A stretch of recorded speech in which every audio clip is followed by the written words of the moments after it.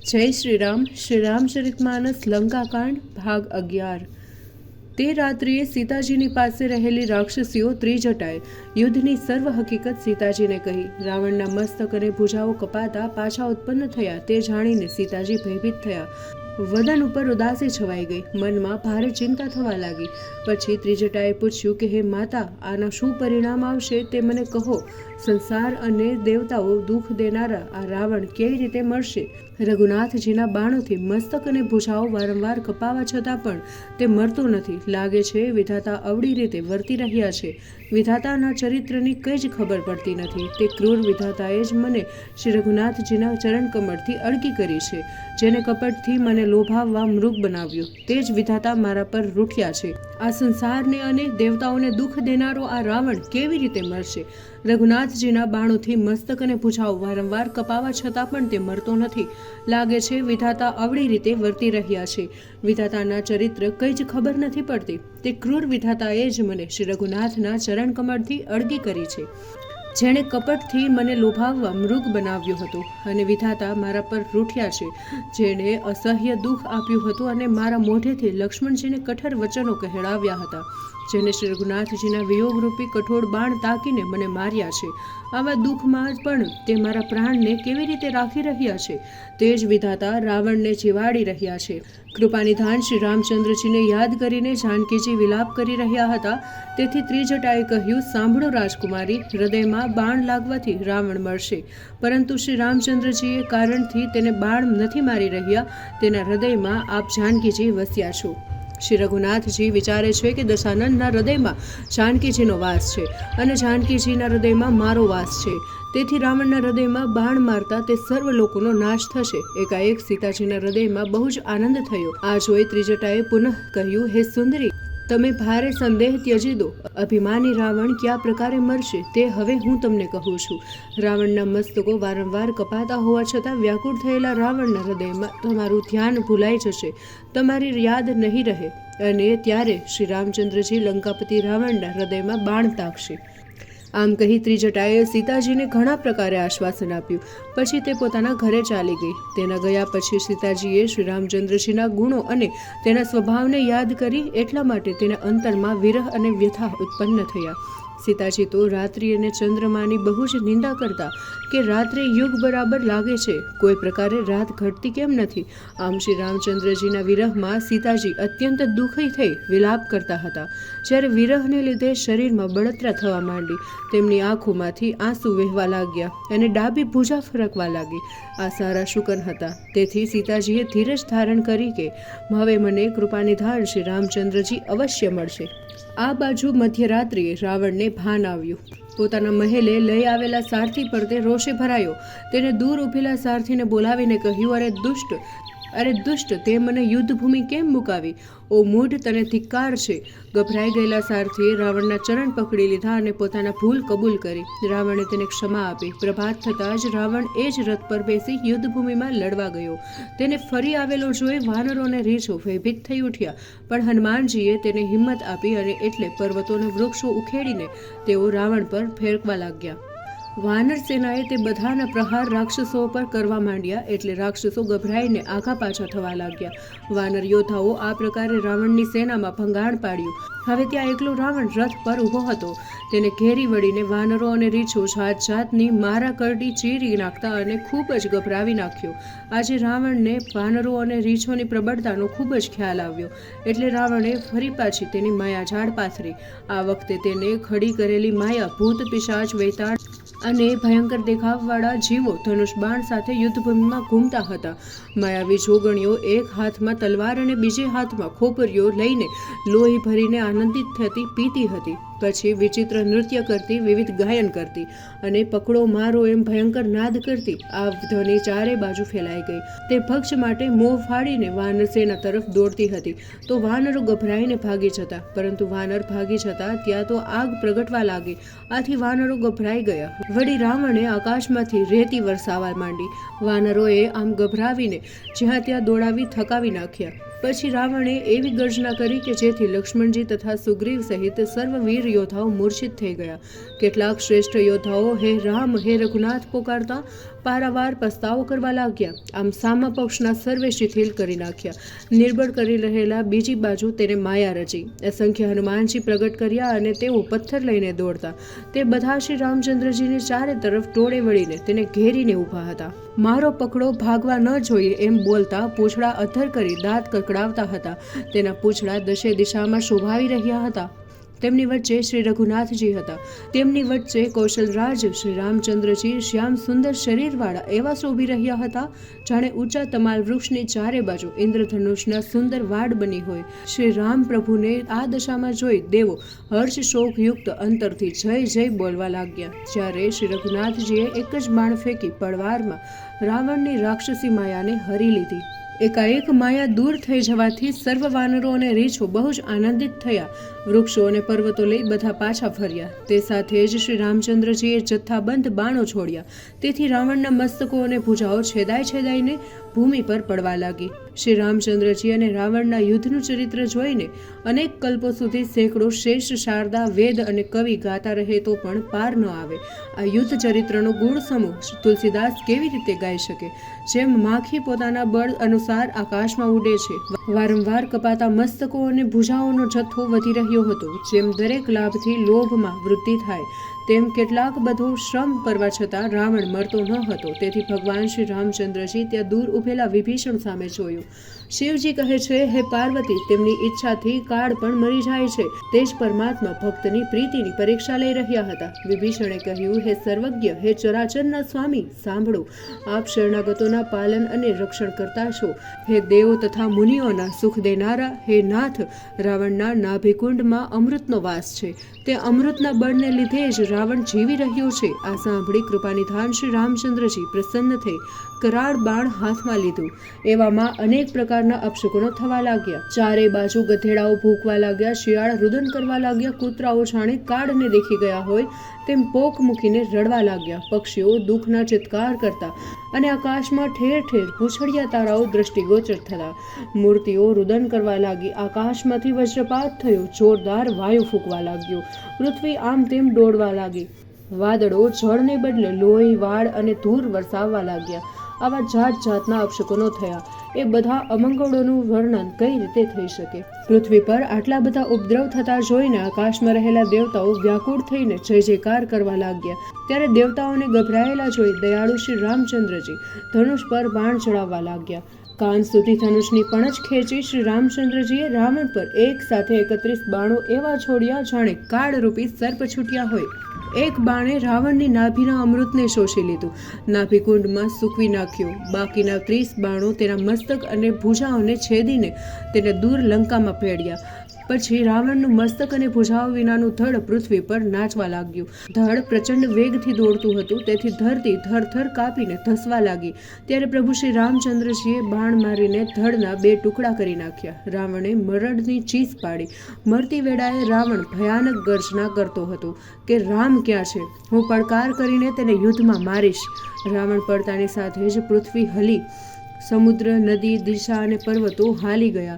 રાવણના ધડના થયેલા 2 ટુકડાઓ ફેલાઈને રીછો અને વાનરોના સમૂહને દબાવતા કચડતા પૃથ્વી પર ખૂબ જ મોટા અવાજ સાથે ઢળી પડ્યા. પ્રભુ શ્રી રામચંદ્રજીએ જે બાણો રાવણની ભુજાઓ અને મસ્તકોને છેદીને તેની સાથે દૂર કર્યા હતા, તે જ બાણો રાવણના મહેલમાં મંદોદરી સમક્ષ રાવણની ભુજા અને મસ્તકો મૂકીને પાછા જ્યાં શ્રી રામચંદ્રજી હતા ત્યાં આવી સડસડાટ કરીને ભાથામાં દાખલ થઈ ગયા. હવે દેવો ભય મુક્ત થયા હતા. તેઓ દુદુંભી નાદ વગાડવા લાગ્યા. રાવણનું તેજ ભગવાનના મુખમાં સમાઈ ગયો. તે જોઈ મહાદેવજી અને બ્રહ્માજી પ્રસન્ન થઈ જય જયકાર કરવા લાગ્યા અને પ્રચંડ ધ્વનિથી સારાએ બ્રહ્માંડમાં છવાઈ ગઈ. પ્રબળ ભુજાઓ વાળા શ્રી રામચંદ્રજીનો જય હો. દેવતાઓ અને મુનિઓ ફૂલો વરસાવવા લાગ્યા. હે મુકુંદ, આપનો જય હો. હે શ્રી રામચંદ્ર, આપનો જય હો. હે કૃપાનિધાન મુકુંદ, દુઃખોને હરનારા, હે શરણાગતને સુખ આપનારા સ્વામી, હે દુષ્ટોના સમૂહનો નાશ કરનાર, હે કારણોના કારણ, હે દયાના સાગર, હે સર્વ વિભવ, આપનો જય હો. રાવણનો વધ થવાથી આનંદિત થયેલા દેવતાઓ, સિદ્ધો, મુનિ, ગંધર્વ ધમાધમ નગારા વગાડવા લાગ્યા. યુદ્ધ ભૂમિમાં ભગવાન શ્રી રામચંદ્રના અંગો અનેક કામદેવની શોભા પ્રાપ્ત કરી એવા પ્રભુ લાગતા હતા.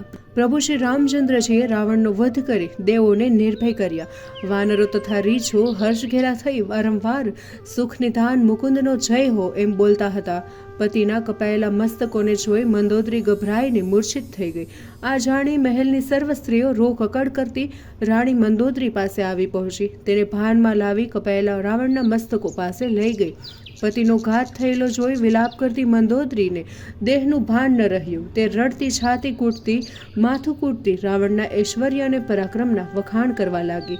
હે નાથ, તમારા અતુલિત બળ અને વીરતાથી પૃથ્વી થરથર કંપતી હતી. અગ્નિ, ચંદ્ર અને સૂર્ય તમારી સામે ઝાંખા પડતા. કાચબા અને શેષનાગ પણ તમારા શરીરનો ભાર સહી ન શકતા. તે તમારું પ્રચંડ શરીર આજે ધૂળમાં રગદોડાઈને ધરતી પર કપાઈને પડ્યું છે. રણમાં તમારી સામે વરુણ, કુબેર, ઇન્દ્ર કે મરુતમાંથી કોઈએ પણ તમારી સહાય ન કરી. હે સ્વામી, તમે તમારી ભુજાઓના બળથી કાળ અને યમને પણ જીતી લીધા હતા. તે જ તમે મહાપ્રતાપી આજે અનાથની જેમ પડ્યા છો. સાક્ષાત શ્રી હરિને તમે સામાન્ય પુરુષ સમજી બેઠા. રાક્ષસ રૂપી વનને ભસ્મ કરવા માટે અગ્નિ સમાન જેમને શિવ આદિ દેવતાઓ નિત્ય મસ્તક નમાવતા રહે છે એવા દયામય પરમેશ્વરને તમે ઘણું સમજાવવા છતાં ન ભજ્યા. તમારું પાપોના સમૂહથી ઘેરાયેલું શરીર જન્મથી જ બીજાને સાથે દુશ્મની કરવા માટે રાચતું હતું. એવા તમે પણ આજે જે ભગવાને પોતાના ઉત્તમ ધામ આપ્યું છે એ નિર્વિકાર બ્રહ્મ શ્રી રામચંદ્રજીને હું વારંવાર નમન કરું છું. ઓહો હે નાથ, શ્રી રઘુનાથજી સમાન દયાના સાગર અન્ય કોણ હોય? જે ગતિ મહાન મુનિઓને પણ દુર્લભ હોય છે તે ઉત્તમ ગતિ ભગવાને તમને આપી છે. રાવણની રાણી મંદોદરીના મધુર વચન સાંભળી દેવતાઓ, મુનિઓ, સિદ્ધ સર્વેને સુખ ઉપજ્યું. બ્રહ્મા, મહાદેવ, નારદ, સનકાદિક તે જે પરમાર્થવાદી છે, શ્રેષ્ઠ મુનિઓ છે, તે સર્વએ એકીટ છે શ્રી રામચંદ્રજી ભગવાનના દર્શન કરતા પ્રેમમગ્ન થઈને સુખી થઈ ગયા. તે સર્વએ એકીટ છે શ્રી રામચંદ્રજીના દર્શન કરતા પ્રેમમગ્ન થઈને સુખી થઈ ગયા. વિભીષણે પોતાના ભાઈ રાવણની અવદશા જોઈ અત્યંત દુઃખ થયું. ત્યારે પ્રભુ શ્રી રામે લક્ષ્મણજીને વિભીષણ પાસે મોકલ્યા. લક્ષ્મણજીએ વિભીષણને અનેક પ્રકારે સમજાવી અને તેને ભગવાન પાસે લઈ આવ્યા. શ્રી રામચંદ્રજીએ વિભીષણ સામે કૃપાદ્રષ્ટિ કરીને કહ્યું, તમે શોક ત્યજીને, બધો દુઃખ ભૂલીને રાવણની ક્રિયા કરો. પ્રભુની આજ્ઞા શિરે ચડાવી દેશ અને કાળનું ધ્યાન રાખી વિભીષણે પોતાના ભાઈ રાવણની વિધિપૂર્વક અંત્યેષ્ટિ ક્રિયા કરી. ત્યારબાદ મંદોદરી આદિ સર્વે સ્ત્રીઓ રાવણને તિલાંજલિ આપી મનમાં ને મનમાં શ્રી રામચંદ્રજીના ગુણગાન કરતી મહેલે જતી રહી. સર્વ ક્રિયા વિધિ પતાવીને વિભીષણજીએ આવી શ્રી રામચંદ્રજીને પ્રણામ કર્યા. ત્યારે દયાના સાગર શ્રી રામચંદ્રજીએ ભાઈ લક્ષ્મણને બોલાવીને કહ્યું, તમે સુગ્રીવ, અંગદ, નલ, નીલ, જામવંત અને નીતિજ્ઞ હનુમાનજી સર્વે મળીને વિભીષણની સાથે લંકામાં જાઓ અને વિભીષણને રાજ તિલક કરો. હું તમારી સાથે આવત, પરંતુ પિતાજીની આજ્ઞાને લીધે હું કોઈ પણ નગરમાં જઈ શકતો નથી, પણ હું મારા જ જેવા લક્ષ્મણજી કે વાનરો યોદ્ધાઓને મોકલું છું. પ્રભુના વચન સાંભળી વાનરો તુરંત જ બધા લંકામાં ગયા અને વિભીષણજીને રાજ તિલક કરવાનો પ્રબંધ કર્યો. પછી આદિપૂર્વક વિભીષણજીને સિંહાસન પર બેસાડી રાજ તિલક કર્યું. પ્રભુએ સર્વ વાનરોને મધુર વચનોથી એમ કહ્યું કે તમારા જ બળથી શત્રુ માર્યો ગયો છે અને તેનું રાજ્ય વિભીષણને મળ્યું છે. તમારો યશ ત્રણેય લોકમાં છવાઈ જશે. જે મનુષ્યો મારી સાથે તમારી પણ કીર્તિ પ્રેમપૂર્વક ગાન કરશે તે મનુષ્ય જરાય પરિશ્રમ વિના ભવસાગર પાર કરી જશે. પ્રભુના મધુર વચનો કાનોથી સાંભળી વાનરગણોને તૃપ્તિ નહોતી થતી. તે તો શ્રી રામચંદ્રજીના ચરણ કમળ પકડીને વારંવાર શીશ નમાવતા. શ્રી રામચંદ્રજીએ હનુમાનજીને બોલાવ્યા અને કહ્યું, તમે હવે લંકામાં જાઓ અને સીતાજીને સર્વ વૃતાંત કહો અને તેમની કુશળતા જાણી તુરંત જ પાછા આવો. ત્યારે હનુમાનજી લંકાપુરીમાં આવ્યા. તેમને જોઈ રાક્ષસો અને રાક્ષસીઓ દોડી આવ્યા અને તેમને સર્વ પ્રકારે સત્કાર કરી પછી જાનકીજી પાસે લઈ ગયા. જાનકીજીને જોતા જ હનુમાનજીએ દૂરથી તેમને પ્રણામ કર્યા. જાનકીજીએ શ્રી રામચંદ્રજીના દૂત હનુમાનજીને બરાબર ઓળખી લીધા. પછી પૂછ્યું, હે તાત કૃપાનિધાન પ્રભુ, ભાઈ લક્ષ્મણ અને વાનર સેના સહિત સર્વકુશળ તો છે ને? ત્યારે હનુમાનજીએ હાથ જોડીને કહ્યું, માતાજી, કૌશલાધીશ શ્રી રામચંદ્રજી સર્વ પ્રકારે કુશળ છે, પ્રભુએ યુદ્ધમાં રાવણને જીતી લીધો છે, વિભીષણજીને રાજ્ય મળ્યું છે. આ સાંભળી સીતાજીને અત્યંત હર્ષ થયો. જાનકીજીના મનમાં ઘણો હર્ષ થવાથી શરીર પુલકિત થઈ ઉઠ્યું. આંખોમાંથી હર્ષના આંસુ વહેવા લાગ્યા. તે વારંવાર હનુમાનજીને કહેતા કે હે હનુમાનજી, આ વધાઈના બદલામાં તમને હું શું આપું? ત્રણેય લોકમાં આ વાણી સમાન અન્ય કોઈ જ નથી. હનુમાનજીએ કહ્યું, હે માતાજી, આજે હું જગતનું રાજ્ય પામ્યો છું, કેમ કે યુદ્ધભૂમિમાં રાક્ષસોને જીતી ભાઈ લક્ષ્મણ સહિત બેઠેલા નિર્વિકાર પ્રભુ શ્રી રામચંદ્રજીને હું જોઉં છું. જાનકીજી બોલ્યા, હે પુત્ર, સર્વ સદગુણો તારા અંતરમાં વસે છે. લક્ષ્મણજી સહિત શ્રી રામચંદ્રજી સદા તને અનુકૂળ રહે. હે તાત, હવે તમે એ ઉપાય કરો જેથી હું ભગવાનના કોમળ શ્યામ શરીરના નેત્રોથી દર્શન કરું. પવનપુત્રએ ત્યાંથી પ્રભુ શ્રી રામ પાસે જઈને સીતાજીની કુશળતા કહી. સૂર્યવંશમાં શિરોમણી શ્રી રામચંદ્રજીએ સીતાજીનો સંદેશ સાંભળી અંગદ અને વિભીષણને બોલાવીને કહ્યું, તમે પવનપુત્ર સહિત લંકામાં જાઓ અને આદર સહિત જાનકીજીને અહીં લઈ આવો. પ્રભુની આજ્ઞા સાંભળતા જ જ્યાં જાનકીજી હતા ત્યાં તેઓ ગયા અને જોયું તો સર્વ રાક્ષસીઓ ખૂબ જ પ્રેમથી સીતાજીની સેવા કરી રહી છે. વિભીષણજીએ રાક્ષસીઓને સમજાવી એટલે તેઓ સીતાજીને સ્નાન કરાવ્યું. પછી વિવિધ પ્રકારના વસ્ત્રો અને આભૂષણો પહેરાવ્યા. પછી સુંદર પાલકીઓ તૈયાર કરાવી અને સીતાજીને તેમાં બેસાડ્યા. એટલે સુખના ધામ શ્રી રામચંદ્રજીનું સ્મરણ કરી સીતાજી તેમાં બેઠા. પાલકીની ચારે બાજુ છડીદાર રક્ષકો ચાલી રહ્યા હતા. સર્વ બહુ જ આનંદમાં હતા. પાલકી આગળ વધતી હતી ત્યાં વાનરો અને રીછો જગતમાતા સીતાજીના દર્શન કરવા દોડી આવ્યા. ત્યારે રક્ષકો ક્રોધ કરીને તેમને ધસતા રોકવા લાગ્યા. આ જાણી શ્રી રામચંદ્રજીએ કહ્યું કે પાલકીના બદલે સીતાજી પગે ચાલતા અહીં લાવો, જેથી વાનરો અને રીછો માતાની માફક તેમના દર્શન કરે. પ્રભુના વચન સાંભળી રીછો અને વાનરો ખુશ થયા. દેવતાઓએ ફૂલ વરસાવ્યા. સીતાજીને પહેલા અગ્નિમાં પ્રવેશ કરાવ્યો હતો. હવે પ્રભુ તેમને પ્રગટ કરવા ઈચ્છતા હતા. આ કારણથી કરુણાનિધાન શ્રી રામચંદ્રજીએ કેટલાક દુર્વચનો કહ્યા. તે સાંભળીને ત્યાં સીતાજી સાથે આવેલી રાક્ષસીઓને ઘણો વિષાદ થયો.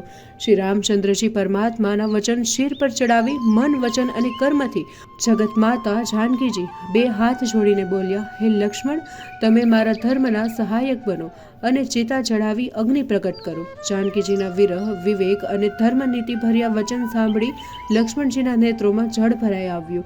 તે બે હાથ જોડી મૌન ઊભા રહ્યા. તે પ્રભુને કંઈ પણ કહી ન શક્યા. પછી શ્રી રઘુનાથજીની ઈચ્છા જોઈ લક્ષ્મણજી દોડ્યા અને આસપાસમાં સૂકા કષ્ટ એકત્રિત કરી ચિતા રચી અને તેમાં અગ્નિ પ્રગટાવ્યો. અગ્નિને વધુ પ્રબળ થતો જોઈને સીતાજીએ જરાય ભય ન લાગ્યો અને વધારે આનંદ થયો. પછી સીતાજીએ હર્ષથી કહ્યું, જો મન, વચન અને કર્મથી મારા હૃદયમાં શ્રી રામચંદ્રજી વિના બીજી કોઈ ગતિ ન હોય તો સર્વ મનની ગતિ જાણનાર હે અગ્નિદેવ, મારા માટે ચંદન જેવા શીતળ થઈ જાઓ. પ્રભુનું સ્મરણ કરીને જેમના ચરણ શિવજી દ્વારા વંદિત છે અને જેમના સીતાજીની નિર્મળ પ્રીતિ છે તે કૌશલનાથનો જય હો બોલી જાનકીજીએ ચંદન સમાન શીતળ અગ્નિમાં પ્રવેશ કર્યો. ત્યારે સીતાજીની છાયા મૂર્તિ એટલે પ્રતિબિંબ અને સાંસારિક દોષ એટલે લૌકિક કલંક પ્રચંડ અગ્નિમાં બળી ગયા. શ્રી રામચંદ્રજીના આ ગુઢ ચરિત્રને કોઈ જાણી ન શક્યું. આ વખતે દેવતાઓ, મુનિઓ અને સિદ્ધો આદિ આકાશમાં ઊભા રહી બધું જોઈ રહ્યા. ત્યારે અગ્નિદેવે દેહ ધારણ કરી વેદોમાં તથા જગતમાં પ્રસિદ્ધ સાક્ષાત લક્ષ્મીજીનો હાથ પકડી શ્રી રામચંદ્રજીની પાસે એવી રીતે સોંપ્યા કે જે રીતે ક્ષીરસાગરમાં લક્ષ્મીજીને શ્રી હરિને સોંપતા હોય. સીતાજી પ્રભુ શ્રી રામચંદ્રજીના ડાબા ભાગમાં બિરાજમાન થયા. ત્યાર પછી તેઓ અત્યંત શોભી રહ્યા હતા, જાણે તાજા ખીલેલા નીલ કમળો પાસે સુવર્ણ કમળ શોભી રહ્યું હોય. દેવતાઓ પ્રસન્ન થઈ અંતરિક્ષમાંથી ફૂલો વરસાવવા લાગ્યા. આકાશમાં નગારાઓ વાગવા લાગ્યા. કિન્નરો મધુર ગાન કરવા લાગ્યા અને દેવતાઓ દેવ વિમાનમાં ચડી ચડીને નૃત્ય કરતા. શ્રી સીતાજી સહિત શ્રી રામચંદ્રજીની અપરંપાર શોભા જોઈ રીછો અને વાનરો બહુ જ પ્રસન્ન થયા અને શ્રી રામચંદ્રજીનો જય જયકાર કરવા લાગ્યા. તે વખતે શ્રી રામચંદ્રજીની આજ્ઞા મેળવી ઇન્દ્રરાજનો સારથી માતલી પ્રભુના ચરણમાં શિર નમાવી રથને પાછો લઈ ગયો. પછી સદાના સ્વાર્થી દેવતાઓ ત્યાં આવી પહોંચ્યા અને મોટા પરમાર્થી હોય તેમ વચનો બોલવા લાગ્યા. હે દીનબંધુ, હે દયાના સાગર, હે રઘુનાથજી, આપે દેવતાઓ પર ઘણી મોટી કૃપા કરી છે. સંસારમાં સર્વથી વેર કરનાર, દુષ્ટ, કામી, ખોટા માર્ગ પર ચાલનાર રાવણ આપના હાથે નષ્ટ થયો છે. આ સત્યરૂપ બ્રહ્મ અવિનાશી, સદા એકરસ, સ્વભાવથી ઉદાસીન, અખંડ અગુણ અજન્મા નિર્દોષ અને કરુણામય છો. આપે મત્સ્ય કુર્મ કચ્છપ વરાહ નૃસિંહ વામન અને પરશુ અવતાર ધારણ કર્યા છે. હે નાથ, જ્યારે જ્યારે દેવતાઓને માથે દુઃખ આવ્યું છે ત્યારે ત્યારે આપ દયાના સાગર શરીર ધારણ કરી અમારા દુઃખોને દૂર કર્યા છે. આ રાવણ મહાદુષ્ટ મલિન મનવાળો કામી, લોભી, મહાઅજ્ઞાની અને ક્રોધી હતો. આવો અધમ શિરોમણી પણ અંતે આપના ધામે ગયો. આ અમારા મનમાં મોટું આશ્ચર્ય થયું છે. સર્વ દેવતાઓ અને સિદ્ધ મુનિ ઘણી વિનંતી કરીને જ્યાં ઊભા હતા ત્યાં જ હાથ જોડીને ઊભા રહ્યા. પછી બ્રહ્મા પ્રેમપૂર્વક સ્તુતિ કરવા લાગ્યા. હે સદાય સુખધામ અને દુઃખોને વિરાધનારા શ્રી હરિ, નિત્ય ધનુષબાણ ધારણ કરનારા શ્રી રઘુનાથજી, આપનો જય હો. હે પ્રભુ, આપ સંસાર રૂપી ગજરાજનો નાશ કરવા માટે સિંહ રૂપ છો. હે સર્વવ્યાપક, હે પ્રભુ, હે નાથ, આપ ગુણસાગર અને મહાચતુર છો. આપના દેહની કાંતિ અનેક કામદેવ સમાન અનુપમ છે. સિદ્ધો, મુનીશ્વરો અને કવિઓ નિરંતર આપના ગુણ ગાય છે. આપ પવિત્ર યશ ત્રણેય લોકમાં પ્રસિદ્ધ છે. આપે રાવણરૂપી ઝેરી સર્પને ક્રોધ કરી ગરુડની જેમ ઝપટ મારીને પકડ્યો છે. હે ભગવાન, આપ ભક્તો અને સેવકોને આનંદ આપનારા, શોક અને ભયને દૂર કરનારા, સદા ક્રોધ વિનાના અને જ્ઞાનરૂપ છો. આપનું આ રામ અવતાર શ્રેષ્ઠ અને અસંખ્ય દિવ્ય ગુણો વાળો, પૃથ્વી પરનો ભાર ઉતારવા વાળો અને જ્ઞાન સમૂહ રૂપ છે. આપ અવારનવાર અવતાર ધારણ કરો છો, છતાં અજન્મા, વ્યાપક અને અનાદિ કરુણાના સાગર હે રામ, હું અંતરપૂર્વક આપને નમું છું. હે રઘુવંશ ભૂષણ, હે દૂષણ રાક્ષસનો વધ કરનાર, હે જગતના જીવદાતા, હે દોષોને અને પાપોને ભગાડનાર, આપે દીન વિભીષણને રાજા બનાવ્યો છે. હે ગુણ જ્ઞાન ભંડાર અને માન રહિત, હે અજન્મા, હું આપને સદાય ભજું છું. આપના ભુજદંડોનો પ્રતાપ ને બળ તે અવર્ણનીય છે. દુષ્ટોને અને પાપીના સમૂહને નાશ કરવા માટે આપ જ પ્રવીણ છો. હે અકારણ દીન પર જ ધ્યાન દર્શાવી તેનું હિત કરનારા શોભાના ધામ, હું સીતાજી સહિત આપને પ્રેમપૂર્વક વંદન કરું છું. આપ મહાદુષ્કર ભવસાગરથી તારનારા, મનથી ઉત્પન્ન થનારા વિવિધ પાપોને હરનારા છો. આપ સુંદર ધનુષ બાણ ભાથાને ધારણ કરનારા, કમળ સમાન લાલ નેત્રોવાળા, સર્વ રાજાઓના શ્રેષ્ઠ સુખના ધામ શ્રી લક્ષ્મીજી સાથે વિહાર કરો છો અને અહંકાર, કામ તથા ભારે મોહ મમતાનો નાશ કરો છો. આપ દોષ રહિત, અખંડ અને ઇન્દ્રિયોથી જાણી શકાય તેવા નથી. આપ સદા સર્વરૂપ છો, છતાં તે પ્રમાણે સર્વ ક્યાંય રહેતા નથી એવો વેદોનો નિર્દેશ છે. જેમ સૂર્યથી પ્રકાશ અલગ છે અને અલગ પણ નથી, તેમજ આપ પણ સંસારથી અલગ અને ભેગા એમ બંને છો. હે વિભો, આ સર્વ વાનરો ધન્ય બની ગયા છે જે સદા આપના શ્રીમુખના દર્શન કરે છે. હે હરિ, દેવતાઓના શરીરને, જીવનને ધિક્કાર છે જે આપની ભક્તિને ભૂલીને સંસારમાં પડ્યા છે. હે દીન દયાળુ, હવે મારા પર કૃપા કરો અને મારી આ ભ્રમ ઉજાવનારી બુદ્ધિને લય કરો. વિપરીત કર્મો તેને લીધે જ થાય છે અને દુઃખને પણ તે સુખ સમજીને આનંદમાં ફરે છે. એમ પ્રેમથી પુલકિત શરીરે બ્રહ્માજીએ સ્તુતિ કરી. શોભાના સમુદ્ર સમા શ્રી રઘુનાથજીના દર્શન કરતા તેમના નેત્રો તૃપ્ત જ નહોતા થતા. તે સમયે દશરથજી ત્યાં આવી પહોંચ્યા. પુત્રને જોઈને તેની આંખોમાં હર્ષના આંસુ આવ્યા. શ્રી રઘુનાથજીએ નાના ભાઈ લક્ષ્મણ સહિત તેમને વંદન કર્યા. ત્યારે પિતાજીએ તેમને આશીર્વાદ આપ્યા. શ્રી રામ બોલ્યા, હે તાત, આપના સમસ્ત પુણ્યોના પ્રભાવથી જ અજય રાક્ષસ રાવણને અમે જીત્યો છે. આવા પુત્રના વચન સુની પ્રીતિની વૃદ્ધિ થઈ, નેત્રમાં જળ ભરાઈ આવ્યું અને શરીરના રોમાંચ ખડા થઈ ગયા. શ્રી રામે પહેલા જીવિત કાળના સ્નેહનું અનુમાન કરી પિતાજીની સામે જોઈ તેમના સ્વરૂપનું દ્રઢ જ્ઞાન કરાવ્યું. હે પાર્વતી, દશરથજીએ ભેદ ભક્તિમાં મન લગાવ્યું હતું, તેથી તેઓ મોક્ષના અધિકારી બન્યા ન હતા. લક્ષ્મણજી અને જાનકીજી સહિત કુશળ ભગવાન શ્રી કૌશલરાજની શોભા નિહાળી દેવરાજ ઇન્દ્રના મનમાં બહુ જ પ્રસન્નતા થઈ અને તે પણ ભગવાનની સ્તુતિ કરવા લાગ્યો. હે શોભાના સ્થાન, શરણાગતને શાંતિ દેનારા, સુંદર ભાથા અને ધનુષબાણ ધારણ કરનાર, લાંબી ભુજાઓના પ્રતાપવાળા શ્રી રઘુનાથજી, આપનો જય હો. અને સમસ્ત રાક્ષસોનું મર્દન કરનારા, આપનો જય હો. હે નાથ, આપે દુષ્ટ દશાનનને વધ કર્યો છે અને દેવતાઓને સનાથ કર્યા છે. હે ભૂમિનો ભાર ઉતારનારા, આપનો જય હો. આપનો મહિમા ઉદાર અને અપાર છે. હે રાવણના શત્રુ, આપનો જય હો. આપે આપના પરાક્રમથી રાક્ષસોને હાલ હવાલ વગરના છિન્ન ભિન્ન કરી નાખ્યા છે. લંકાપતિ રાવણને પોતાના ઐશ્વર્યનું અને બળનું બહુ જ અભિમાન હતું. તેને દેવતાઓ અને ગંધર્વોને પણ પોતાના વશ કરી લીધા હતા. મુનિ, સિદ્ધ, પક્ષી, મનુષ્ય અને નાગ આ સર્વના માર્ગમાં બળજબરી કરીને અંતરાય નાખતો હતો. બીજાઓ સાથે વેર કરવામાં તત્પર રહેનારો પાપીએ જેવા કર્મ કર્યા એવા જ ફળ ભોગવ્યા. હવે હે દીન દયાળુ, કમળ સમાન નેત્રોવાળા, સાંભળો. મને બહુ જ ગર્વ હતો કે ત્રણેય લોકમાં મારા બરાબરનો કોઈ નથી. હવે હે ભગવાન, આપના ચરણારવિંદોના દર્શન કરીને દુઃખદાયક ગર્વ ગળી ગયો છે.